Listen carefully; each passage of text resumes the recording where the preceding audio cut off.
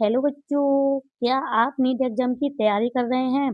क्या आपको नीट 2026 देना है? तो ये वीडियो केवल आपके लिए है। देखो, नीट एग्जाम के रह गए हैं 5 मंथ। इतने कम समय में क्या होगा? क्या हमारा नीट एग्जाम क्रैक होगा? क्या नीट तक हमारा सिलेबस कंप्लीट होगा? बहुत सारे स्टूडेंट के मन में बहुत सारे विचार आ रहे होंगे। तो आइए, इस वीडियो में हम आपको सारे सवालों के आंसर देंगे, ओके, कि कैसे आप 5 मंथ में मेहनत करके नीट एग्जाम निकाल सकते हैं। वीडियो बहुत ही इम्पोर्टेंट होने वाला है, कृपया एंड तक बने रहें। अगर आप जीरो लेवल पर भी हैं तब भी आप नीट एग्जाम निकाल सकते हैं। ओके, 5 मंथ कड़ी मेहनत करिए। तो चलिए शुरू करते हैं। देखो, अभी तक आपने कुछ ना कुछ जरूर पढ़ा होगा, तो आपको इतना तो पता चल ही गया होगा कि कौन से चैप्टर टफ हैं, कौन से ईज़ी हैं। तो हमें इसमें सबसे पहले टफ चैप्टर या टॉपिक या ईज़ी चैप्टर या टॉपिक को अलग-अलग लिखना है। मतलब एक साइड टफ चैप्टर और दूसरी साइड ईज़ी चैप्टर। लिखो, एक साइड लिखे हमने टफ चैप्टर या टॉपिक और दूसरी साइड लिखे हमने ईज़ी चैप्टर या टॉपिक। तो जो ईज़ी चैप्टर है ना, उसमें सबसे पहले हमें एनसीईआरटी रीडिंग करनी है, फिर उसके बाद क्वेश्चन लगाने हैं। ओके, इतना करने के बाद अब हमें टफ चैप्टर में क्या करना है, हमें पहले यूट्यूब या आपने जो बैच खरीदा है उससे कोई वन शॉट देखना है और फिर एनसीईआरटी पढ़नी है, एनसीईआरटी रीडिंग करनी है, फिर क्वेश्चन लगाने हैं। तो जिससे आपका टॉपिक या चैप्टर इजी हो जाएगा।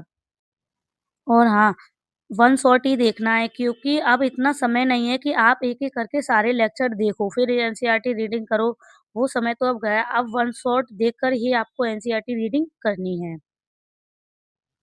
अब मैं आपको कुछ इम्पोर्टेंट टिप्स बताऊँगी, जिससे आपके नीट क्रैक करने के चांसेस काफ़ी हद तक बढ़ जाएँगे।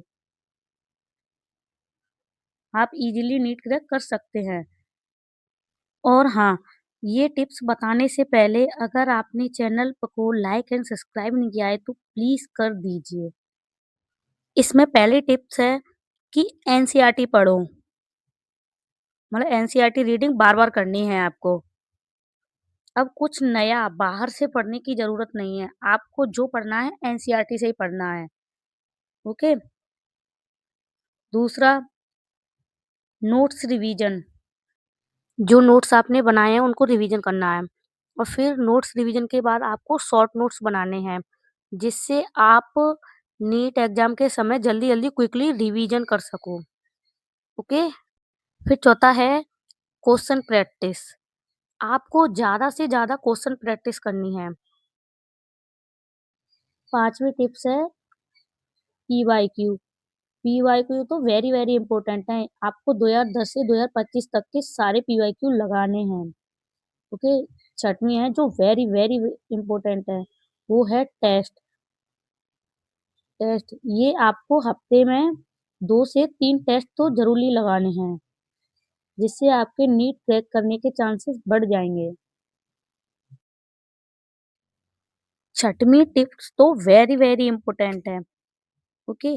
अगर आपने इन सारी टिप्स को कंप्लीट कर लिया ना, तो आपका नीट में सिलेक्शन होने से कोई नहीं रोक सकता।